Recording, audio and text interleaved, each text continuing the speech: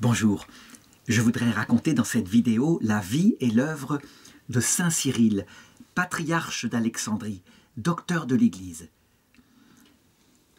Sa vie se situe au IVe siècle et au Ve siècle, à une période où l'Église met en place peu à peu la doctrine de sa foi. C'est une chose très importante parce que pour aimer le Christ et pour aimer à cause du Christ le Père, il faut le connaître en vérité. Et donc on peut dire qu'à la base de ce départ de l'Église, les erreurs théologiques qui seront faites à cette époque-là auront des conséquences sur tout le reste. Et donc l'Esprit Saint veille, et il a à son service toute une série d'évêques qui seront docteurs de l'Église, dont certains sont extraordinairement forts, comme saint Athanase, et puis d'autres ont certains défauts. Je veux dire par là que l'Église va considérer que parmi ces grands docteurs de l'Église, qui furent souvent des patriarches de l'Église d'Orient, eh bien, ils n'avaient pas toutes les qualités.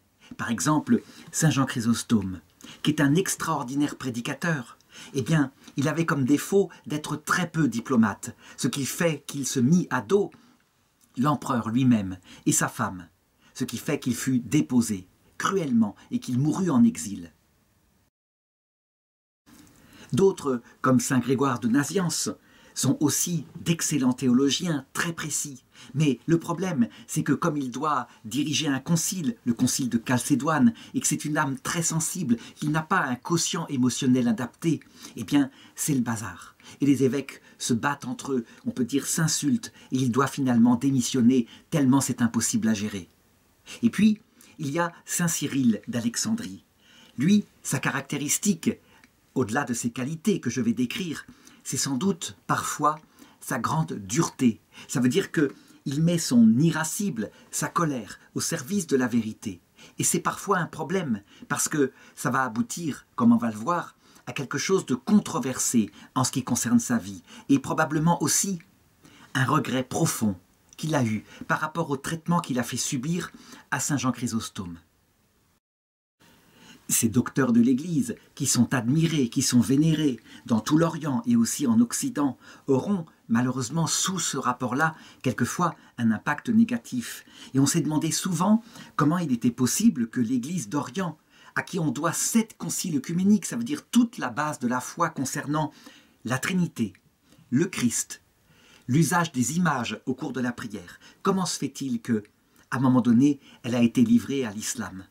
Beaucoup, en analysant, se sont dit « Eh bien, c'est parce que, dans cette église-là, on préférait discuter de problèmes théologiques très ardus et se battre et se diviser à cause de ces problèmes et s'entre-déchirer, plutôt que de se fortifier dans l'amour du Christ. » Saint Jean Chrysostome avait prévenu, il avait dit « Donnez-moi 2 attelages pour une course qui mènera au ciel. » Avec l'attelage de droite qui aura la vraie foi, la foi solide, la foi vraie, et, comme cheval à côté, l'orgueil.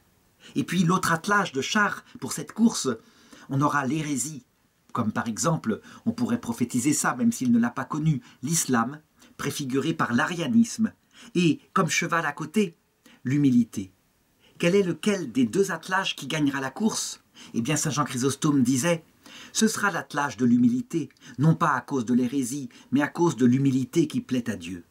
Eh bien, peut-être que il y a là un ADN dans l'Église d'Orient, à savoir cette colère, cette dureté qui a peut-être été semée en particulier par quelqu'un comme saint Cyril d'Alexandrie.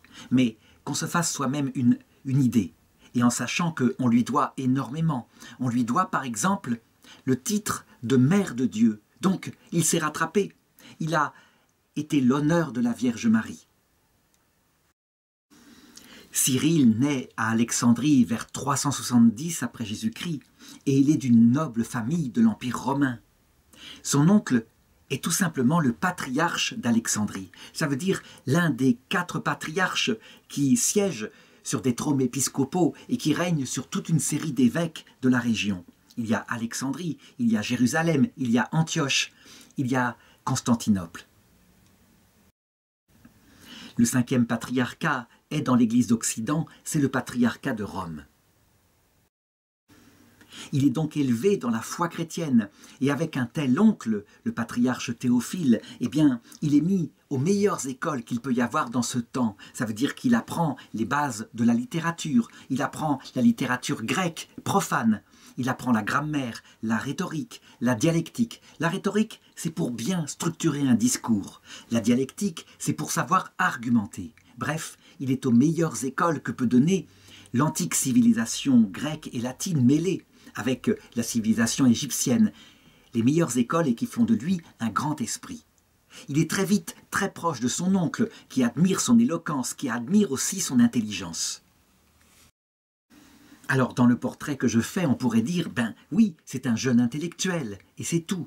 Non, il a aussi une véritable vie spirituelle, comme le prouve l'idée suivante, c'est qu'il va passer 6 ans au monastère de Macaire, dans les collines de Nétraïa.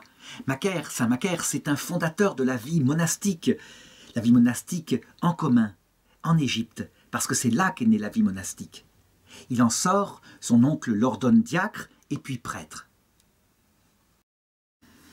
Il peut ainsi prêcher et il est très vite remarqué pour la pureté de sa foi, pour la précision de son éloquence. Il participe aussi, avec son oncle, à la gestion du diocèse et il est mêlé de près à une affaire très douloureuse qui va se passer à cette époque-là.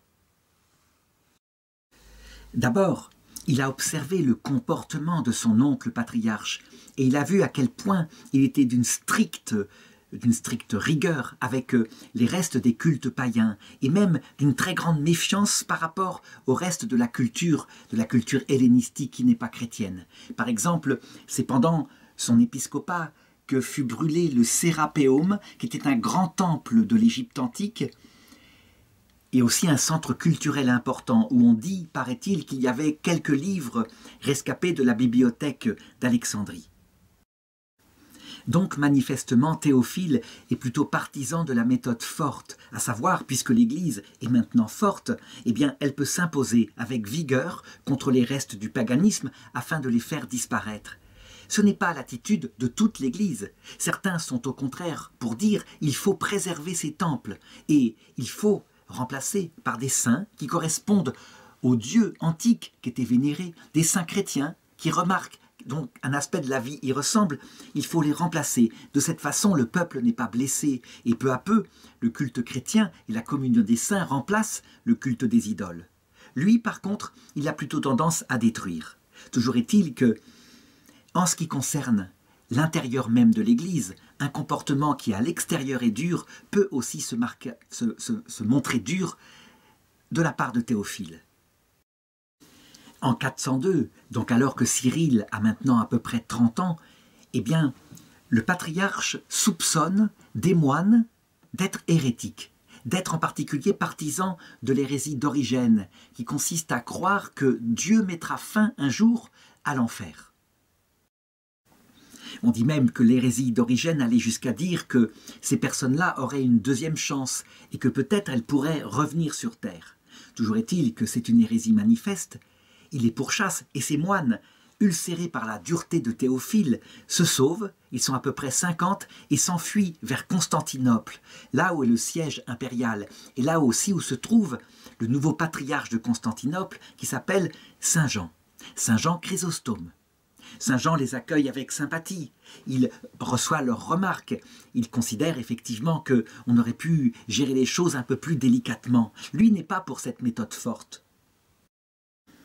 Toujours est-il que les moines sont reçus en audience par l'empereur et par sa femme Eudoxie, qui acceptent de réunir une sorte de synode afin de se rendre compte de ce qui concerne cette affaire et de juger éventuellement le patriarche d'Alexandrie, Théophile. Et l'empereur désigne le patriarche de Constantinople, Jean, comme étant celui qui va présider ce concile. Le problème, c'est que Jean, ce n'est pas la diplomatie qui l'étouffe, c'est un excellent prédicateur, on l'appelle la bouche d'or et ce n'est pas pour rien. Mais à côté de ça, il est capable, comme Jean-Baptiste, de dire ses vérités à l'impératrice, qui effectivement a parfois un comportement vaniteux, avec beaucoup de luxe, beaucoup de choses qui scandalisent le peuple. Toujours est-il que le patriarche Théophile, accompagné de son neveu Cyril, arrive à Constantinople pour se défendre et avec une très grande habileté, en apprenant que le patriarche Jean est peu et très peu vu en cour, eh bien, il retourne le procès contre Jean. Il arrive à le faire accuser de despotisme, de tyrannie. Effectivement, Jean a déposé quelques évêques qui se comportaient mal, qui vivaient de simonie, ça veut dire de vente des sacrements, et de nicolaïsme, ça veut dire pour entretenir une famille pléthorique. Il le fait déposer, et Saint Jean Chrysostome, chassé aussi par l'impératrice Eudoxie, eh bien, finira sa vie dans beaucoup de souffrances et en exil. Cyril était donc là, il a participé à cette histoire, il a approuvé l'intelligence, le côté manœuvrier de son oncle, et il revient ainsi à Alexandrie victorieux. Les années passent, et à peu près 10 ans plus tard, alors qu'il a maintenant 42 ans, nous sommes en 412, eh bien, son oncle, le patriarche, vient à mourir. Qui est-ce qui est élu à sa place? Eh bien, tout de suite et assez unanimement, Cyril d'Alexandrie. Il devient donc le patriarche d'Alexandrie.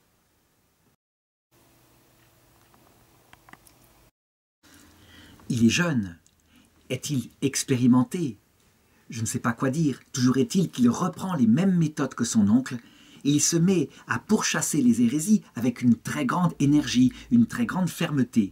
Il y a certaines hérésies qui, on le comprend, méritent d'être pourchassées comme cela, comme par exemple l'hérésie de Novatien, qui, à Alexandrie, dit que quand un homme, dans les anciennes persécutions de l'Empire, a sacrifié aux idoles, a mis de l'encens devant les statues de l'empereur, cet homme-là ne doit aucunement être rétabli dans sa fonction sacerdotale ou épiscopale. Il doit être définitivement excommunié et, je dirais même, ces sacrements ne sont pas valides. Donc, il les pourchasse. C'est l'hérésie donatiste et il le fait avec une très grande fermeté, ce qui correspond à ces personnes qui ont effectivement un caractère très dur. Il pourchasse aussi, comme l'avait fait son oncle, le paganisme égyptien. Et par exemple, il installe les reliques des saints Cyr et Jean dans un ancien temple égyptien, ce qui scandalise ceux qui croient encore à ce culte-là. C'est qu'il ne l'a pas fait avec douceur. Il est accompagné de soutiens, et en particulier de moines, qui sont tout à fait pour sa politique, et qui quelquefois arrivent avec des bâtons, détruisent les autels, cassent les idoles. Bref, il y a un climat de vive tension qui règne à Alexandrie et dans toute l'Égypte.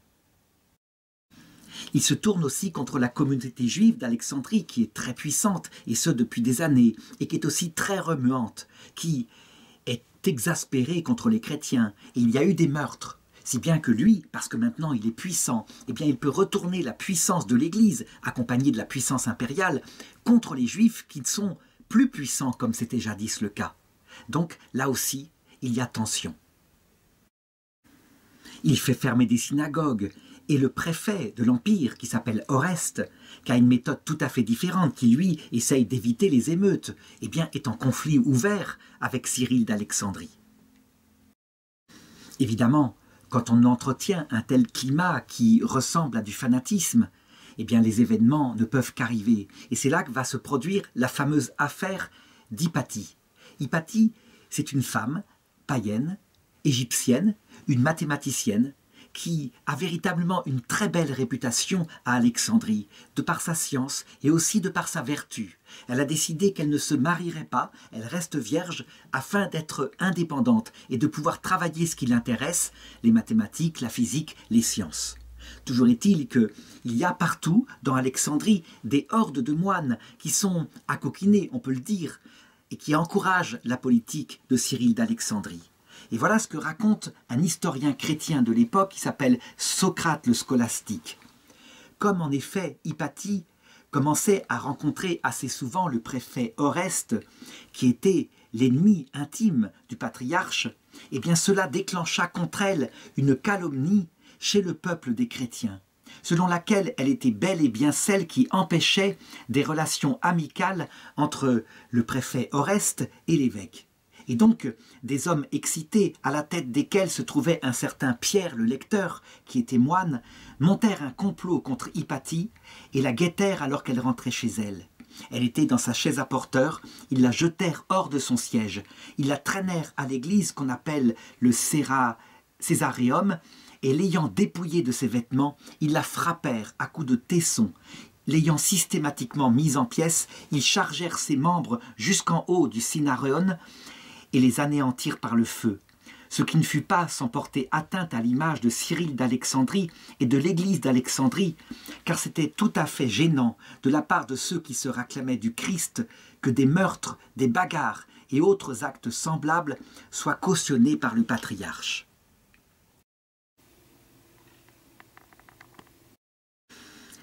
Les historiens récents ont relativement réhabilité la mémoire de Cyril en disant qu'il n'avait pas été lui-même responsable de cette chose-là, mais que toute une série de circonstances, et en particulier cette tension entre les autorités impériales d'un côté et les autorités ecclésiastiques de l'autre, avait fini par produire ce meurtre.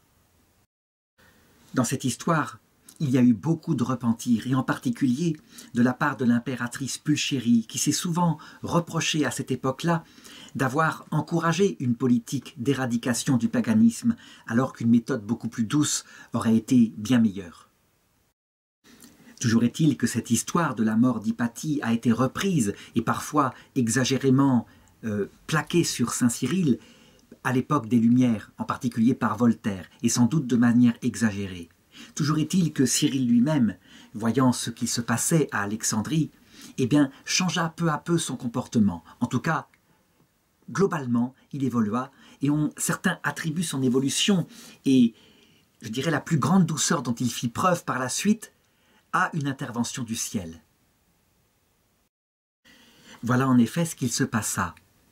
On sait que saint Jean Chrysostome était mort en exil, dans de grandes douleurs, et que son exil était dû en particulier à Théophile, patriarche d'Alexandrie, et au neveu, qui devint plus tard patriarche, Cyril d'Alexandrie. Toujours est-il que Cyril, il détestait assez cordialement la mémoire de Jean Chrysostome, qu'il considérait comme ayant été intransigeant, encore plus dur que lui dans la façon dont il avait déposé arbitrairement pas mal d'évêques qui étaient sous sa juridiction.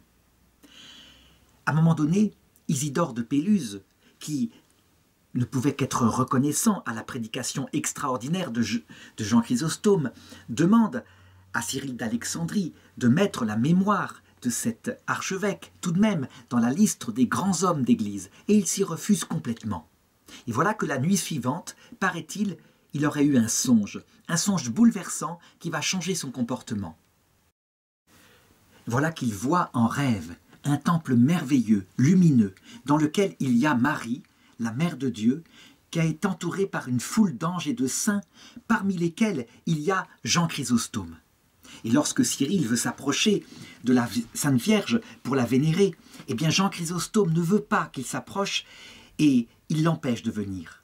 Alors Marie intervient et demande à Jean de pardonner à Cyril pour avoir péché contre lui, parce qu'il ne savait pas qui il était.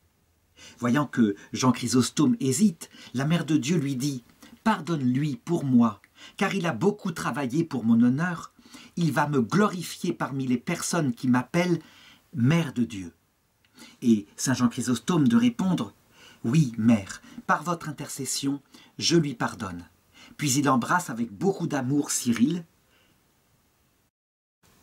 Cyril se réveille, il est tout transpirant, il le constate, c'était un songe. Alors il change d'attitude par rapport à Jean Chrysostome, et il décide de faire inscrire une fête solennelle en son honneur, dans le calendrier des fêtes de l'Égypte. D'ailleurs, il ne s'arrête pas là, son comportement va changer, parce que on sait qu'il y avait un conflit très dur entre Alexandrie et Constantinople. Eh bien, il va envoyer des délégués en 417 ou 418, alors qu'il a maintenant 48 ans, vers Constantinople, afin de procéder à une réconciliation. Et la délégation le dit, nous avons la même foi, nous partageons la même adhésion au concile de Nicée, au concile de Constantinople et à leurs conclusions. Nous ne pouvons pas décemment continuer à nous déchirer comme ça au point de vue de la charité. Nous devons nous réunir et la paix est faite. Mais elle ne va pas durer longtemps. En effet, une dizaine d'années plus tard, en 428, alors que maintenant saint Cyril a 58 ans, est élu sur le siège de Constantinople un moine austère, un moine sévère, un excellent théologien qui s'appelle Nestorius. Et Nestorius se met à prêcher dans la cathédrale Sainte-Sophie en disant « Grégoire de Naziance, lorsqu'il présida le concile de Constantinople, déclara que Marie devait être vénérée comme étant la mère de Dieu. Ce titre ne peut pas être gardé, il est ambigu. Il faut lui préférer le titre de mère du Christ. Et donc, il défend au peuple de Dieu qui entend ses sermons dans la cathédrale d'utiliser maintenant le vocable de Théotokos, qui pourtant est une grande dévotion chez lui. Évidemment, à Alexandrie, Cyril entend parler de cela. Il veut savoir pourquoi Nestorius a une telle prévention. Eh bien, il l'apprend très vite. En fait, Nestorius considère que le Christ est vraiment Dieu. Donc en cela, il semble adhérer à la foi catholique qui a été définie. Mais il a un problème. Il dit, le Christ, il est vraiment Dieu et il est vraiment homme. Ça veut dire qu'en lui, il y a deux hypostases. Ça veut dire deux personnes qui demeurent. En réalité, il y a la personne du Verbe qui habite à l'intérieur d'une personne humaine qui l'a reçue avec une très grande piété. Et cette piété est tellement forte qu'on peut presque parler d'une union dans les êtres. Mais en réalité, il y a bien deux personnes dans le Christ. Et donc, Marie, elle a donné la personne humaine, tandis que la personne de Dieu est venue habiter en elle. Et donc, Marie est la mère du Christ, cet être qui parle là, qu'est le Christ avec ces deux personnes. Manifestement, pour Cyril, il y a là une hérésie gravissime. Quoi ? Le Christ serait deux personnes en un seul corps. C'est quelque chose d'aberrant. Manifestement, le Christ est une seule personne. C'est la personne du Verbe incarné. Et en fait, il possède en lui deux natures. Une nature divine complète, la nature du Verbe, et une nature humaine complète. Cette nature humaine avec un corps biologique, une sensibilité, un esprit humain comportant une intelligence humaine, une volonté humaine. Et l'union de ces deux natures se fait pour former un seul être, ce qu'il va définir avec un langage extrêmement précis comme une union hypostatique, une union pour former un seul être, une union non pas de deux sujets, mais pour former un seul sujet. Sa théologie est tellement précise et il utilise avec tellement de bonheur, les notions de personne qui équivalent à les notions d'hypostase en grec et les notions de nature, que on l'appellera plus tard le gardien de l'exactitude de la foi. En fait, il est véritablement un père de l'orthodoxie. L'orthodoxie voulant dire la droite louange, ce qui donnera l'Église orthodoxe. Sur quoi s'appuie-t-il pour défendre une telle théologie ? Eh bien, il le dit. Il s'appuie sur les pères apostoliques, comme par exemple saint Athanase, qui fut un champion extraordinaire de la foi de Nicée. Il s'appuie évidemment sur le concile de Nicée, dont il tire les conséquences, qui n'ont peut-être pas été précisément définies à ce moment-là, mais qui sont logiques. Et il s'appuie bien sûr sur l'écriture qu'il interprète dans ce sens-là. On peut dire qu'il met en place à ce moment-là les deux canaux profonds de la révélation qui vont, je dirais, donner la théologie à toute l'Église, puisque l'Église d'Occident, l'Église catholique d'Occident, qui est loin évidemment à cette époque-là, eh bien, prendra à son compte tout cela. Pour lui, la tradition sainte, l'Esprit Saint dans le cœur non seulement des apôtres, qui a donné l'écriture, mais la tradition qui continue à travers les saints-pères, eh bien, elle doit s'exprimer maintenant à travers, s'il le faut, un concile qui se réunira et qui définira de nouveau la foi. Alors, il procède évidemment en prenant l'arbre de la vérité, le glaive de la vérité, mais avec plus de douceur que jadis. Ça veut dire qu'il commence par écrire au patriarche Nestorius, en lui disant qu'il doit réformer sa théologie, que c'est important. Évidemment, Nestorius ne cède pas, il est lui-même patriarche, et donc le conflit entre véritablement dans l'irascible qu'on avait l'habitude de voir et dont j'ai parlé au début de cette vidéo. Alors, à ce moment-là, il se met à écrire à l'empereur, à l'impératrice, il écrit à des moines, il écrit à des évêques, il défend la foi catholique, il montre qu'il y a là, avec Nestorius, une hérésie grave qu'il va falloir immédiatement arrêter dans l'œuf, ou alors elle se répandra comme l'a fait jadis l'arianisme. L'arianisme, c'était un prêtre appelé Arius qui défendait que le Christ était simplement un homme, et cette hérésie, elle a fait énormément. On peut même dire qu'à un moment donné, en Orient, 80% des évêques étaient ariens, sans compter l'empereur de la partie orientale de l'Empire romain. Et Cyril écrit aussi à Rome. Ça veut dire qu'il fait feu de tout bois pour faire triompher la vérité. Il le sait. Le patriarche de Rome, il est le primes inter pares, ça veut dire qu'il est le premier, il est le successeur de Pierre, que Jésus avait fait la colonne de l'Église. Et effectivement, le pape de Rome lui répond et le soutient fortement. Il parle, à propos de Nestorius, d'une perfide nouveauté. On peut dire qu'à ce moment-là, Nestorius est dans l'erreur, mais son obstination, son refus de discuter, manifeste que son esprit fortement orgueilleux, peut facilement se tourner vers l'hérésie. Pourquoi ne partons pas encore d'hérésie? Eh bien parce que son hérésie n'a pas été encore condamnée officiellement par un concile. Alors, il lui écrit, il lui rappelle ses devoirs d'évêque, il lui dit « Nous devons, nous, évêques, exposer au peuple l'enseignement et l'interprétation de la foi de la manière la plus irrépréhensible et rappeler que celui qui scandalise, ne serait-ce qu'un seul de ces petits qui croient dans le Christ, subira un châtiment intolérable. » Donc on le voit, il voit que la foi est en danger et il n'hésite pas à menacer de l'enfer s'il persévère dans son erreur. Il lui écrit une autre lettre qui devait en 451 être reconnue comme étant l'expression même de la foi catholique par le concile de Chalcédoine, qui est le 4e concile œcuménique. Il lui dit ceci: « Nous affirmons ainsi que les natures dans le Christ, qui se sont unies dans une véritable unité, sont différentes. Mais de toutes les deux n'a résulté qu'un seul Christ et Fils, donc une seule personne, non parce qu'en raison de l'unité ait été éliminer la différence des natures, mais plutôt parce que divinité et humanité, réunies en une seule union indicible et inénarrable, ont produit pour nous un seul Seigneur, le Christ et Fils. » Et il continue avec la même précision. Il dit « Nous professons un seul Christ et Seigneur, non dans le sens où nous adorons l'homme avec le Logos, donc le Verbe éternel, pour ne pas insinuer l'idée de la séparation lorsque nous disons « avec », mais dans le sens où nous adorons un seul et le même, car son corps n'est pas étranger au Verbe éternel, avec lequel il s'assied également aux côtés de son Père, non comme si deux fils, donc deux personnes, s'asseyaient à côté du Père, mais bien un seul, uni, avec sa propre chair.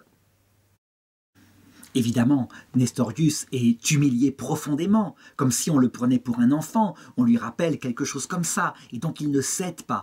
Et il procède, comme ça se fait beaucoup à cette époque-là, il procède en attaquant au-dessous de la ceinture, ça veut dire en répandant sur Cyril des abominations, son comportement, éventuellement son manque de chasteté, etc.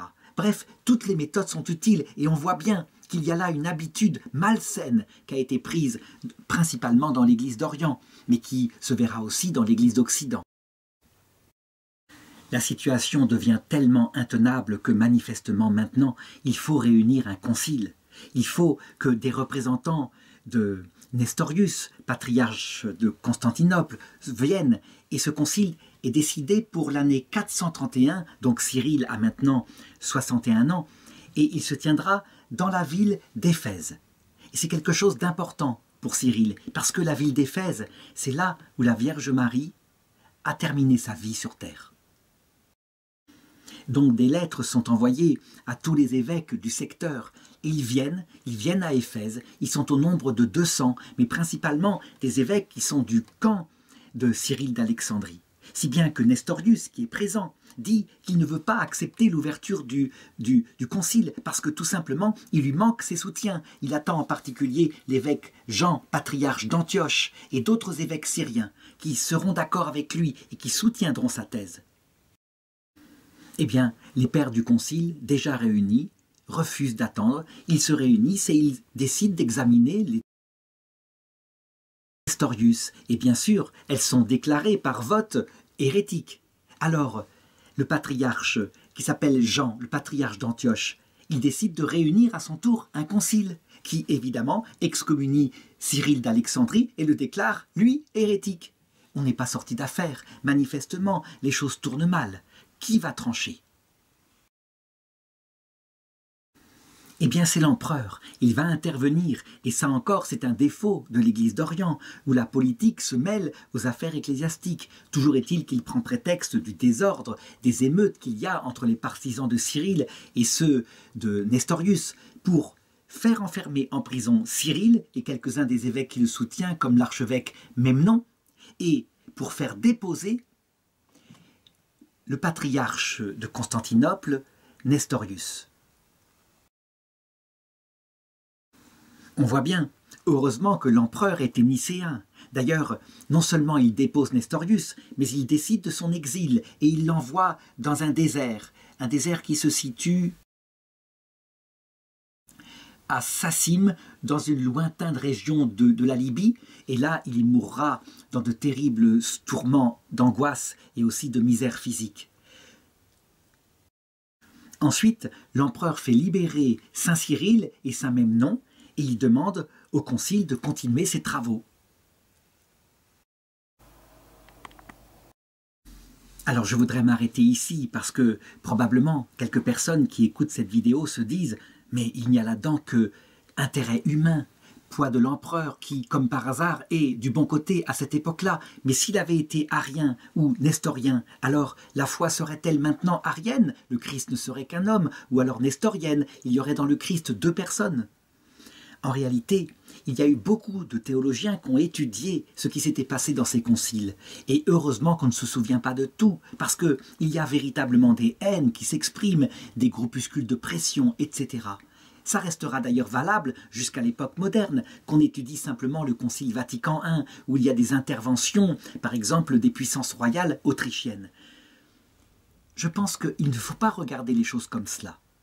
Ce qui sort de ces conciles approuvés par le magistère de l'Église, donc par le pape de Rome, successeur de Pierre, ce qui sort au-delà de ces batailles, c'est toujours ce que l'Esprit Saint a voulu.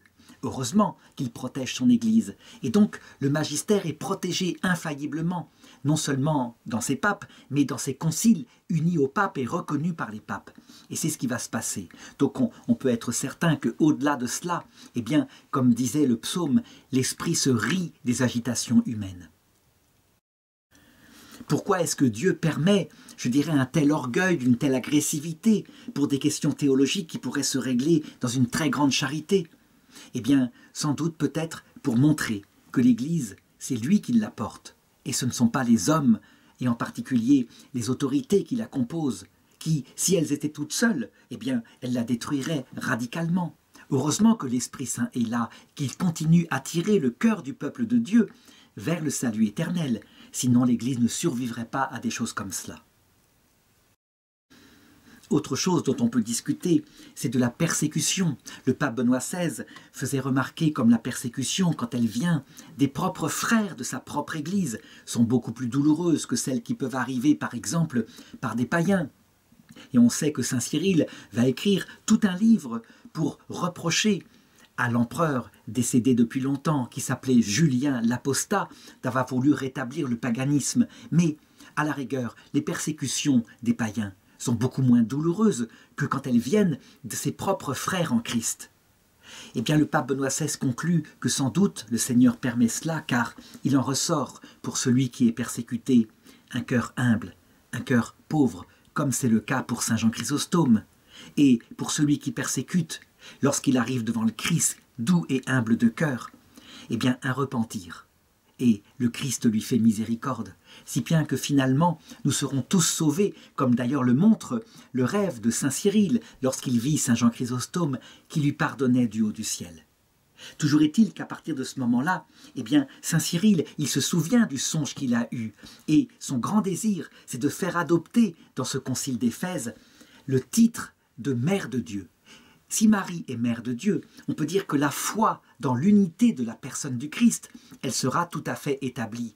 Donc, en fait, son idée, c'est de défendre le Christ et en même temps de manifester l'honneur de sa mère. Il l'écrit d'ailleurs.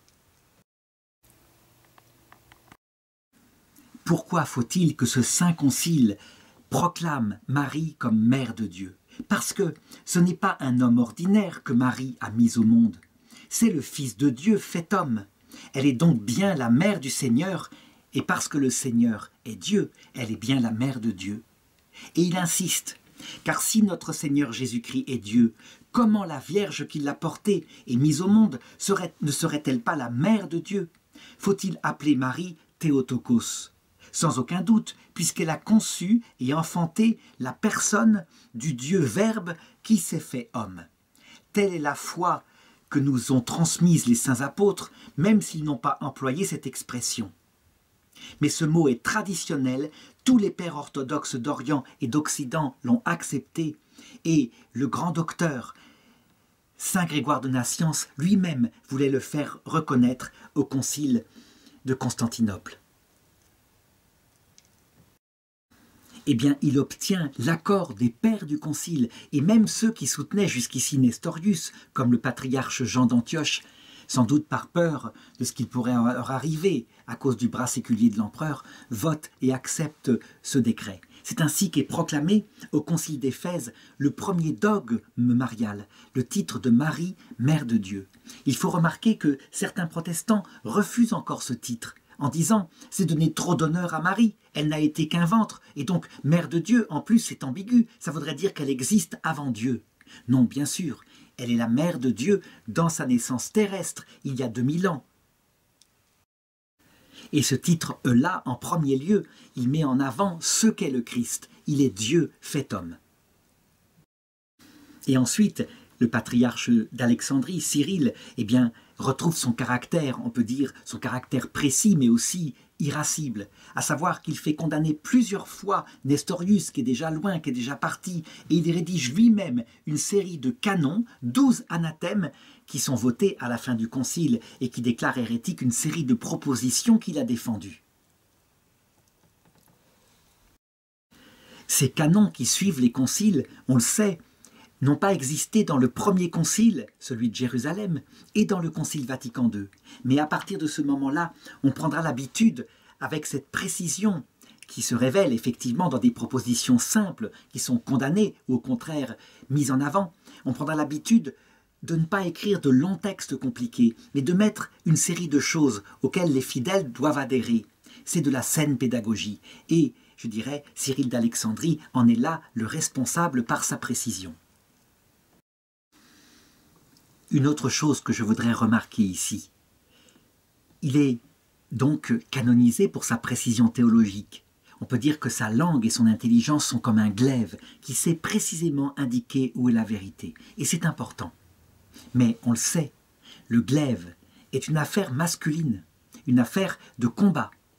Et si le glaive est tout seul, eh bien il peut blesser, il peut même tuer, parce que c'est la vérité, elle est ainsi, elle est intransigeante, elle déclare où est le vrai, mais elle peut le déclarer avec dureté.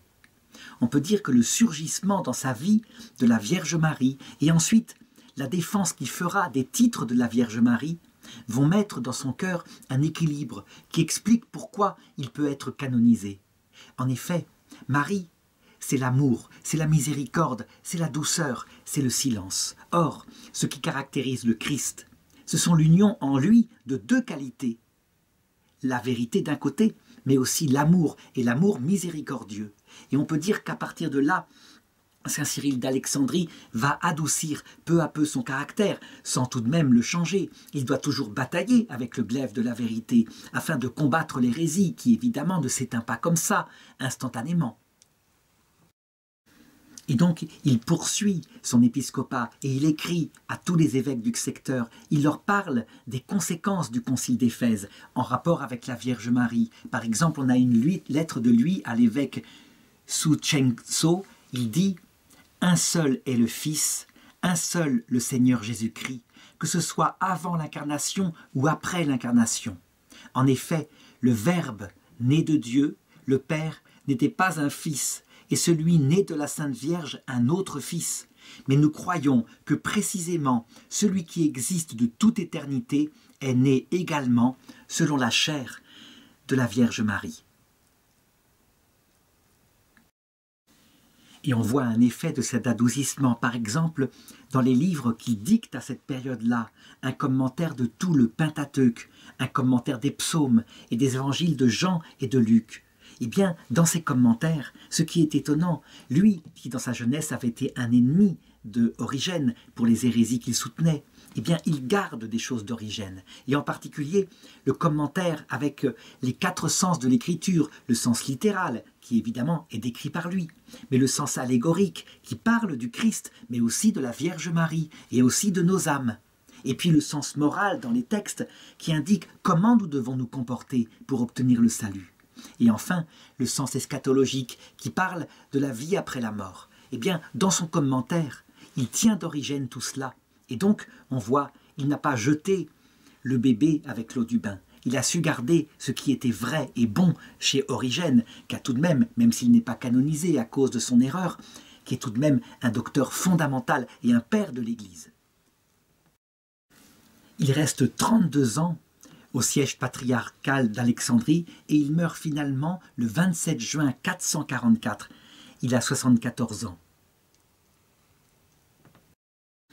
Très vite, l'Église universelle le considère comme un saint et comme surtout un docteur de l'Église, parce que c'est sous ce rapport-là qu'il a apporté énormément à l'Église, du côté du Christ et du côté de la Vierge Marie.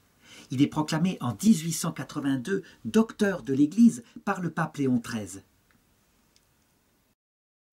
Et on lui doit énormément. Et s'il a eu à faire quelques purgatoires pour que son cœur devienne tout humble et tout amour, et pour qu'il se réconcilie au ciel avec Saint Jean Chrysostome, avec qui il s'était déjà réconcilié dans son rêve, eh bien, en tout cas, on lui doit énormément. Et on peut le remercier pour cela. Si bien que, en 1960, lorsque la liturgie latine a été réformée, eh bien, une collecte a été composée en son honneur. Ô Dieu, qui avait fait du bienheureux Cyril, confesseur et pontife, le défenseur invincible de la divine maternité de la bienheureuse Vierge Marie, accordez qu'intercédant pour nous, il nous obtienne à nous, qui la croyons vraiment Mère de Dieu, d'être sauvés par sa protection maternelle.